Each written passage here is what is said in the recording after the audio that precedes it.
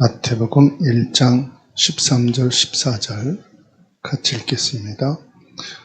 수룹바벨은 아비옷을 낳고 아비옷은 엘리야킴을 낳고 엘리야킴은 아소를 낳고 아소르는 사독을 낳고 사독은 아킴을 낳고 아킴은 엘리옷을 낳고.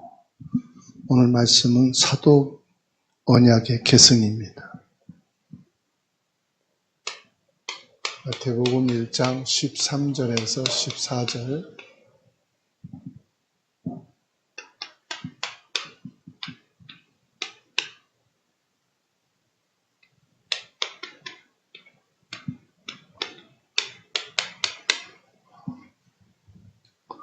언약의 계승자다.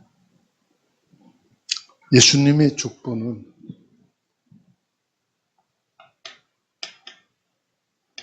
(42대로) 보여지고 있어요. 하나님께서 언약을 이루기 위해서, 하나님의 언약은요, 창세기 3장 15절, 이 언약을 이루기 위한 하나님의 그 주권을 보게 되는데요. 아주 이름이 유명한 사람에서부터 무명인에 이르기까지 하나님께서는 아주 신실하게 그 언약의 계보를 이루어 가시는 것을 보게 됩니다. 제1기로 아브라함에서부터 다윗까지입니다. 아브라함은 모든 민족을 위한 축복의 통로로 시작된 사람이죠. 하나님이 갈대아 우르에서 신상을 만들어 파는 아버지를 도와서 그 우상을 만드는 일을 했다고 그래요. 그 성경에 기록되지 않는 위경이라든지 비사를 보게 되면 이 아브라함이 신상을 만들어 파는 아버지를 도우면서 그 우상으로 인해서 완전히 갈대아 이 지역이 상업화가 되어지고 경제가 아주 풍요로운 도시였다고 그래요. 그래서 먹고 사는 이 일에는 부족함이 없는데 이 신상을 만들어 파는 부분에 대해서 상당한 회의를 느끼고, 과연 이것이 인간에게 옳은 것인가 맞는가에 대한 갈등이 있었다고 그래요. 그러다가 하루는 이 아브라함의 아버지가 테라지요, 아버지가 만든 그 신상을 팔러 먼 지역으로 갔을 때 신상을 만들어 놓은 모든 우상을 다 부쉈다고 그래요. 완전히 다 부서진 거죠. 그리고 큰 우상 하나만 만들어 놨대요. 아버지가 와서 깜짝 놀랄 거 아니에요. 이게 어찌 된 일이냐? 아브라함이 하는 말이, 저 큰 힘 있는 우상이 몽둥이를 가지고 다 때려 부셨다고. 그러니까 아무리 아버지라 해도 이게 말이 안 됐잖아. 야, 이놈아, 그런 일이 어디 있냐고. 아버지, 저 신을 믿지 않냐고. 저 힘센 저 신상이 다 때려 부셨다고. 그런 비사가 있다고 그래요. 그만큼 이 아브라함이 많은 고민과 갈등 속에 있었다고 그럽니다. 하나님께서 이런 아브라함을 부르셔서 인류의 축복의 통로, 언약을 허락하셨어요. 그리고 이제 다윗이 메시아 후손으로 세워질 것을 하나님께서 세우신 상징이죠. 영원한 왕이신 예수 그리스도가 오실 것이라는 상징으로 다윗 왕조를 하나님이 세워 가십니다. 이때만 해도 하나님의 언약인 이 여자의 후손 메시아가 이렇게 왕조를 세우고 전 세계를 구원할 메시아로 오실 참된 왕이 나시겠구나, 이런 희망을 모든 백성들이 가질 수가 있었겠죠. 왜냐하면 이런 다윗과 같은 통일 이스라엘의 왕이 세워졌으니까요. 그런데 점차적으로 제2기에 와서 이제 솔로몬으로부터 시작해서 여고냐까지 보게 되면은 이때부터 이제 세택이라 이 말이에요. 점점 다윗의 왕조가 기울어 갑니다. 이제 이스라엘 나라가 외세의 침략을 받고 점점점 교회도 그리고 이스라엘 백성들도 막 쇠퇴해져 갑니다. 이때 중요한 게 뭐죠? 언약이 점점 잊혀져 가는 시기란 말이에요. 바벨론 포로로 잡혀갈 때를 말합니다. 인간의 죄로 인해서 족보가 끊어질 것 같은 절망의 시기라고 보면 됩니다. 그 속에서도요, 하나님께서는 메시아의 언약을 다윗 왕조부터 솔로몬까지는 눈에 드러난 인물들이 메시아의 혈통을 이어갔지만 바벨론 포로 되어지면서부터는 이제 눈에 보이지 않는 하나님의 언약이 이어져 가는 것을 보게 됩니다. 3기로 들어와서는 더 심각하죠. 이 여고냐에서부터 예수 그리스도까지입니다.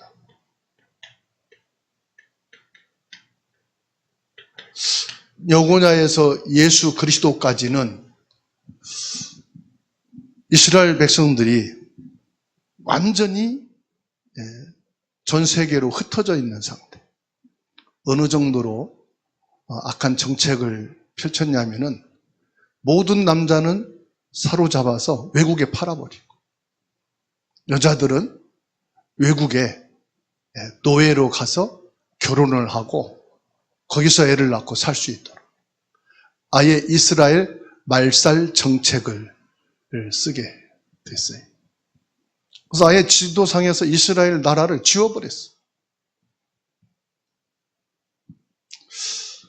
이렇게 인간의 불완전함, 죄로 인한 저주와 재앙, 완전히 무너진 상태. 이 속에서도 하나님의 완전한 구원의 역사는 눈에 보이지 않는 것 속에서 이루어 가시는 것. 그 속에서 이 마태복음 1장 13절, 14절 전후로 나오는 인물들은 성경 그 어디에도 나오질 않아요. 예수님의 족보의 책에만 거론되고 있는 이름들이 대다수로 우리가 볼 수가 있습니다. 그러면 왜 성경에서는 이 예수님의 족보를 이렇게 기록을 할까요? 예수님의 족보의 이름은 그 이름을 나열하는 것이 목적이 아니에요.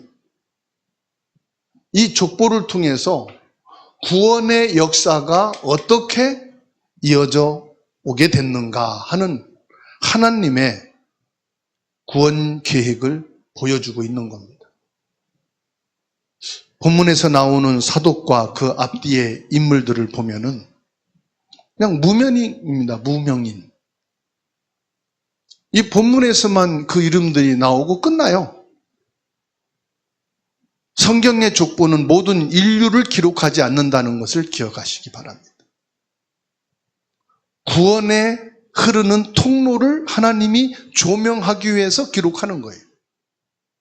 역사적으로 혈통적으로 구원자인 메시아 예수 그리스도가 오신 것은 정확한 하나님의 말씀대로 이루어진 것이다. 그리고 그 역사 속에서 혈통을 통해서 하나님이 오신 이 정통성을 우리에게 보여주고 있는 거예요. 하나님은 평범한 사람일지라도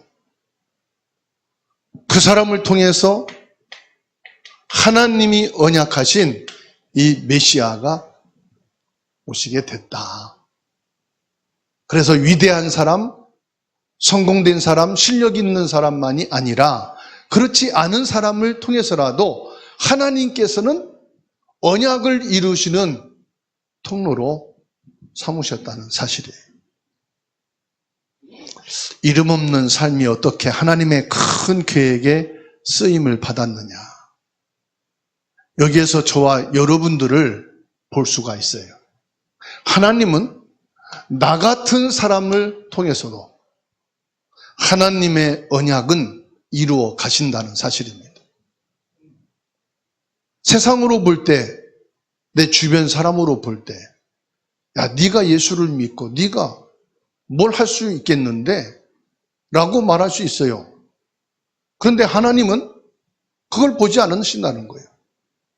언약이 없는 그 가문 속에 나라는 사람을 세우셔서 이 복음의 언약이 빛이 비춰지게 하신 겁니다. 완전히 우상밖에 없고 조상 숭배라고 하는 제사밖에 없고 완전히 불신앙의 가문에 나 같은 사람, 아니 가문에 좀 본이 되고 가문에 좀 힘이 되고 가문에서 그 사람을 말하면은 인정할 수 있는 사람을 들어 쓰셔야 되는데 그 가문에서 나 같은 사람을 들어서 복음의 빛이 들어가게 하셨다는 사실이에요. 여기에서 뭘 봅니까? 전적인 하나님의 은혜. 이거를 보게 하시는 거예요. 전적인 하나님의 언약의 성취 속에 하나님이 우리 가정을 택하시고 나라는 사람을 택하셨다는 사실. 그래서 어떤 사람은 큰 사업을 하다가 쫄딱 망해가지고 먹고 살 수 없는 상황 속에서 복음을 받고 새로 시작을 합니다. 그래서 겨우 밥이나 먹을 정도로 살면서 복음을 받고 그 자녀들에게 언약이 전달되는 것을 보게 됩니다. 그래서 저희 가정도 마찬가지죠. 믿음의 가문이 아니에요. 불신앙의 가문. 그 속에서 하나님이 택하시고 이 복음을 위해서 하나님이 생명의 빛을 비추어 가셨다는 사실입니다. 하나님께서는 가문의 흐름이 아니에요. 하나님께서는 실력과 완전한 사람을 통해서가 아니에요. 오로지 하나입니다. 하나님의 언약을 이을 자를 택하시는 거예요. 이 하나님의 언약에 신실한 저와 여러분들이 되기를 주님의 이름으로 축원합니다. 하나님의 언약에 신실한 자. 하나님의 언약에 신실을 하다면은 하나님을 온전히 믿는 사람. 이 사람에겐 뭐가 있습니까? 기다림이 있습니다. 눈에 아무것도 보이지 않아도 기다리는 게 있어요. 신실하신 여호와를 믿는 믿음이 있는 사람은 기다립니다. 내가 지금 죽을 상황이 왔다 할지라도 완전히 망하고 모든 것이 끊어졌다 할지라도 여기에서 여호와 하나님의 신실하신 그 언약을 믿고 기다리는 그 사람이 바로 저와 여러분인 줄 믿으시기 바랍니다. 그래서 하나님의 섭리 속에 있는 사독이다. 하나님의 섭리 속에 있는 저와 여러분인 줄 믿으시기를 주님의 이름으로 축원합니다. 세상은 화려한 영웅을 기억합니다. 그래서 국사, 세계사를 보면은 화려한 인물들, 전 세계에 아주 어두운 역사를 남긴 사람들, 지대한 공헌을 한 사람들을 기억하고 그거를 기준으로 해서 역사를 사람들이 배웁니다. 그러다가 보니까 사람으로 한번 태어나서 자기 이름을 역사 속에 남기려고 사람들이 태어나면서부터 부단히 노력을 하죠. 그래서 성공해야 돼. 최고의 학문을 가진 자가 돼야 된다. 어마어마한 돈을 가진 자가 돼야 된다. 권력을 지닌 자가 돼야 된다. 어쨌든 사람들은 여기에다 뭡니까? 자기의 이름을 남기려고 그래요. 그래서 사람은 이름을 남기고 호랑이는 가족을 남기고 그런 이것이 전부 다 역사 속에 기억될 만한 사람이 되려고 얼마나 사람들이 치열하게 경쟁하고 열심을 냅니까? 그러다가 정신병자가 되고, 그러다가 예기치 않는 범죄에 끼어들게도 되고, 인류의 악명 높은 그런 흔적을 남기는 사람도 있어요. 그런데 성경은 그것을 기록하지 않습니다. 하나님은 이름 없는 사독과 같은 순종의 믿음의 사람을 통해서 이 메시아의 언약을 이어간다는 사실을 믿으시기 바랍니다. 사독이 살았던 시대입니다. 구약의 마지막 예언자 말라기 이후 중간기라고 말합니다.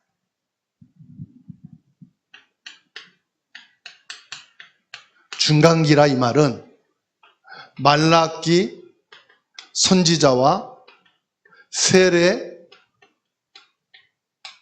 요한이 태어나기 곧 사이를 중간기라고 해요. 이 당시에는 하나님의 말씀도 이 땅에 보이지 않았고요. 하나님의 어떤 기적과 이적과 역사도 나타나지 않았던 시기예요. 그래서 말라기 선지자부터 세례 요한이 태어나기 전까지 약 700년의 기간이라고 말하기도 합니다. 하나님의 계시가 없던 시기, 하나님을 이 지구상에 나타내 보이지 않았다고 말하는 그 시기. 그럼 어떻게 될까요? 이 사독은 조상을 통해서 이어받은 그 언약을 묵묵히 기도하며 그 언약을 기다린 메시아 언약의 사상을 자녀들에게 심어준 사람이다 이 말이에요. 여기에서 저와 여러분들이 잡아야 될 언약입니다. 내게 아무 응답과 증거가 없어. 먹고 사는 것이 인생의 전부예요. 여기에 해당된 사람은요, 내가 이렇게 태어나서 사는 게 맞나? 내가 왜 태어났나? 이렇게 살다가 죽는 것이 과연 의미가 있나? 아마 자기 정체성에 대한 갈등이 와가지고 미치는 사람도 있을 거예요. 푸른 꿈을 안고 사회생활하다가 결혼해서 아이를 낳고 그 아이를 육아하는 엄마들이요, 그 우울증과 그리고 자기 정체성에 대한 해일, 이게 와가지고요 상당히 어려움을 당한다 하잖아요. 정신과 약도 먹고. 내가 이것 때문에 사나? 내가 태어나서 애 낳고 애 키우는 게 인생의 목적인가 해가지고요 인생의 해이를 느끼고 우울증과 여기에 잡혀가지고 정신과 문제까지 와서 애를 막 그냥 이상하게 학대하고요 살해하는 일까지 벌어지잖아요. 이 사도군요, 자기가 왕조의 혈통으로 태어났지만은 왕조의 혈통이라는 것이 전혀 느껴질 만큼 없어요. 이상이 암흑기란 말이야. 암흑기. 그러면 아브람과 이삭과 야곱과 그 조상들을 통해서 하나님이 언약하신 그 말씀을 묵묵히 믿고 그 메시아의 언약을 그 아들에게, 그 아들이 아킴 아닙니까? 그 아들에게 심어줬다는 사실이에요. 그러면 그 자녀들은 뭐라고 하겠습니까? 하나님이 그렇게 위대하신데, 그렇게 전지전능하신데 우리 조상들은, 우리 민족은 왜 이렇습니까? 땅도 없고 아무것도 없고 지금 포로로 잡혀와서 이렇게 지금 암흑기를 살고 있는데 그 메시아가 언제 옵니까? 그게 사실입니까? 그게 신화 아닙니까? 그거 미친 이론 아닙니까? 얼마나 많은 반역을 할 수도 있고 공격을 해 올 수도 있잖아요. 그러면 이것을 전달하기까지는 이 사독이라는 사람은 언약에 대해서 뭐 했단 말입니까? 확신을 가졌단 말이에요. 확신은 뭐죠? 절대 믿음을 가졌단 말이에요.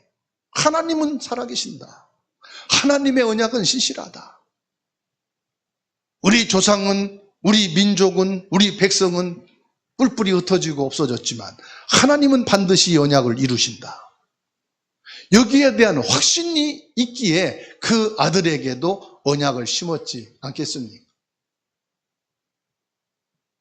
응답이 없고 하나님이 계신지 안 계신지 세상이 말하는 침묵의 긴 터널을 지날 그런 시기에 있었던 사람입니다.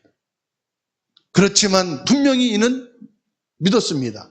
언약, 생명의 계보를 이어갈 자다. 받아합시다. 나는 생명의 언약을 이어갈 자다. 우리 가문에서 내가 살고 있는 이 현장에서 예수 그리스도의 생명의 계보를 이어갈 자라는 정체성을 찾으시기 바랍니다. 이 신실한 믿음을 갖게 되기를 주의 이름으로 축원합니다. 오늘날 성도들에게 이것이 없어요. 예수 믿고 잘 살아야 된다. 예수 믿고 부자 돼야 된다. 예수 믿고 모든 문제 기도해서 응답받아야 된다. 그래서 나는 편안하게 살다가 편안하게 죽는 것이다. 거의 대부분의 기복신앙이 잔재되어 있다는 사실이에요. 인간적이고 육신적이 아니람이 우상으로 깔려 있다는 사실이에요. 그래서 나에게 응답 주세요. 나에게 축복 주세요. 그래서 나만큼은 다른 사람 말고 왜 내가 저주받을 대상이 되어야 됩니까? 왜 내가 가난한 사람이 되어야 됩니까? 내가 왜 고통당해야 됩니까? 왜 내가 아파야 됩니까? 내가 왜 망해야 됩니까? 나는 피해주지. 이게 기독교인들의 내면 속에 자리 잡고 있는 악이 아닌가요? 부드럽고 선한 말로 포장해서 자기 안일함과 편안함과 자기만 잘 되면 된다라고 하는 이게 신앙의 뿌리에 남아있다면 오늘 이것을 완전히 주님 앞에 새롭게 세워지는 시간 되기를 주의 이름으로 축원합니다. 족보에 한 사람 한 사람이 연결되어 예수님이 오시게 됐다는 사실이에요. 예수님이 갑자기 그냥 하늘에서 뚝 떨어진다. 하나님의 언약을 잡은 그 한 사람을 통해서 전 인류가 바라보고 믿을 수 있도록 그 한 사람을 통해 오셨다면, 다윗 다음으로 예수님이 오셨다면 얼마나 예수 믿기 좋겠어요. 안 그렇습니까? 누구나 이해하고 누구나 우리나라가 번성하고 우리 가족이 살만하고 야, 이 정도 성공하고 이 정도 축복이 있으면은 정말로 그리스도를 말하고 메시아를 증거하기에 얼마나 유익할까? 그때 예수님이 오시면 얼마나 좋을까요? 그런데 하나님께서는요,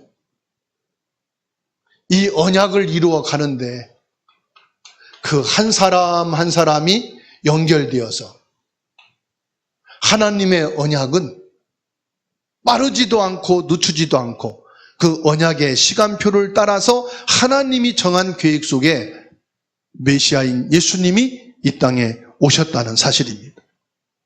그래서 성경은 어떤 기적을 행했는지, 어떤 큰 부자가 됐는지를 기록하지 않습니다. 사독은 만왕의 왕이신 예수 그리스도의 조상이라는 명단에 이름 올려진 것만도 영광이요, 축복이요, 성공인 것입니다. 저와 여러분들이 복음 속에 들어가고 이 복음이 우리 가문에 빛이 비춰지게 된 그 만왕의 왕이신 그리스도가 우리 가문에 들어오게 되어진 이 하나만 가지고도 큰 응답을 받은 자요, 성공한 자요, 하나님의 축복을 받은 자라는 여기에 감사가 있기를 주님의 이름으로 축원합니다. 그래서 세상은 업적을 기억합니다. 그러나 하나님은 그 자리에 존재하며 믿음을 지킨 사람을 기억한다는 사실이에요. 저와 여러분들은 이 언약을 믿음으로 간진 사람으로 하나님 앞에 서기를 축원합니다.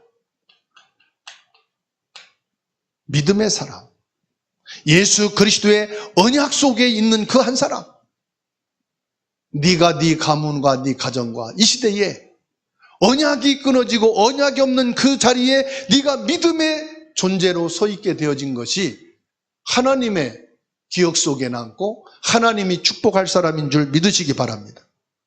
우리 인간은 다 불완전합니다. 모든 사람은 평범한 인간으로 태어납니다. 대통령의 자녀라도 그 개인에게는 평범한 사람입니다. 대그룹 총수의 아들이라도 평범한 인간으로 출발을 합니다. 중요한 것은 사독은 자녀를 기르고 생계를 유지하면서 조상으로부터 들은 이 언약을 자녀들에게 뒤새기고 전달하고 각인시켰다는 사실이에요. 평범한 한 사람의 언약의 순종이 인류를 구원하시는 예수 그리스도의 탄생으로 연결되어진 것은 어마어마한 하나님의 축복이요 하나님의 응답이었습니다. 오늘 저와 여러분들이 이 사독을 통해서 확인해야 될 것이 뭡니까? 하나님은 저와 여러분들을 생명책에 기록하셨다는 사실입니다. 우리는 생명책에 기록된 자인 줄 믿으시기 바랍니다. 나의 이름이 세상에 알려지지 않았어도 낙심하지 말라. 하늘에 기록된 우리의 이름은 영원히 변치 않는 기쁨의 근원이 되는 줄로 믿습니다. 누가복음 10장 20절을 찾아서 같이 읽겠습니다. 누가복음 10장 20절입니다. 예수님께서 제자들을 각 현장에 둘씩 보내었을 때 제자들이 둘씩 현장에 들어가서 복음을 증거하고 나타난 증거들을 와서 보고할 때 예수님이 주신 말씀입니다. 함께 읽습니다. 그러나 귀신들이 너희에게 항복하는 것으로 기뻐하지 말고 너희 이름이 하늘에 기록된 것으로 기뻐하라 하시니라. 저와 여러분들이 하나님께 예배하고 우리 가정에서 예수 그리스도를 믿는 믿음의 사람이 되었다는 것은 하나님 나라 생명책에 기록되어진 사람이라는 구별됨을 나타내고 있는 겁니다. 요한계시록 21장 27절입니다. 21장 27절 찾아서 읽습니다. 무엇이든지 속된 것이나 가증한 일 또는 거짓말하는 자는 결코 그리로 들어가지 못하되 오직 어린 양의 생명책에 기록된 자들만 들어가리라. 영원한 하나님 생명책에 기록된 자만이 천국에 들어가게 된다고 약속하셨습니다. 내가 묵묵히 행하는 예배와 기도와 전도가 하나님의 거룩한 족보를 써내려가는 과정임을 믿게 되기를 주의 이름으로 축원합니다. 하나님의 생명책은 어린 양의 피로 기록된 사랑의 명단입니다. 이 생명책에 기록되는 것은 세상의 성공자들이 아닙니다. 훌륭한 위인들의 이름이 아닙니다. 세계 위인 전집을 보게 되면은 세계 유명했던 사람들이 쫙 나와요. 20몇 권으로 돼 있어요. 제가 학생 때 교회 목사님이 큰 사람이 되려면은 세계를 보려면은 책을 봐야 된다고 하면서 선물 받은 게 생각이 나요. 세계 위인 전집을 제가 받았어요. 제가 읽는데 그걸 다 못 봤어요. 내가 관심 있는 것만 몇 개 뽑았는데, 그때 그 전집을 다 읽었으면은 제가 세계적인 인물이 됐을 건데 그렇지 못한 것 같아요. 근데 거기에 보면은 참 위대한 인물들이 많아요. 아무리 세계 전집에 기록된 이름이라도 천국에 들어갈 수가 없어요. 생명책에 기록된 자만 하나님 나라에 들어갈 수가 있습니다. 여러분들은 예수 그리스도의 피로 죄사함을 받고 사단과 지옥의 권세에서 구원받은 하나님의 자녀인 줄로 믿습니다. 그리스도의 피의 언약을 가졌기 때문에 우리는 생명책에 기록되었고 영원한 천국에 들어가게 되는 줄로 믿습니다. 다시 말하면 하나님의 전적인 은혜로 기록되어진 이름이다 이 말이에요. 예수 그리스도의 피로 기록된 그 이름을 지우거나 뺄 수가 없어요. 이 세상의 서류는 사람들 몰래 지우기도 하고 빼기도 하고 집어넣기도 합니다. 그런데 생명책에 기록된 이름은 몰래 넣고 빼고 더하고 할 수가 없습니다. 예수 그리스도로 구원받은 자만이 가능한 것입니다.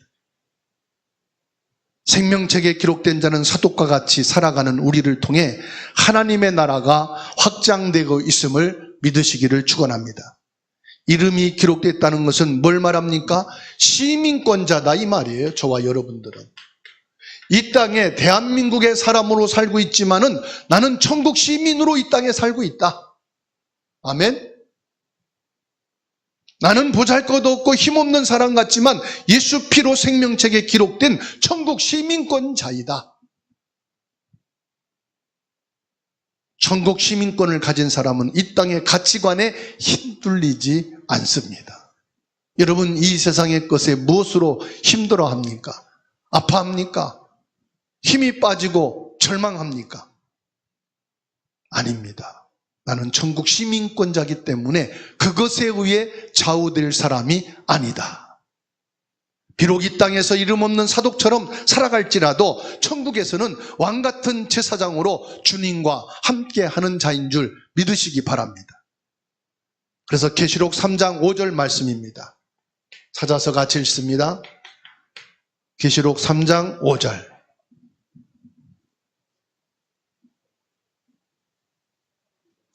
읽습니다. 이기는 자는 이와 같이 흰옷을 입을 것이요 내가 그 이름을 생명책에서 결코 지우지 아니하고 그 이름을 내 아버지 앞과 천사들 앞에서 시인하리라. 아멘.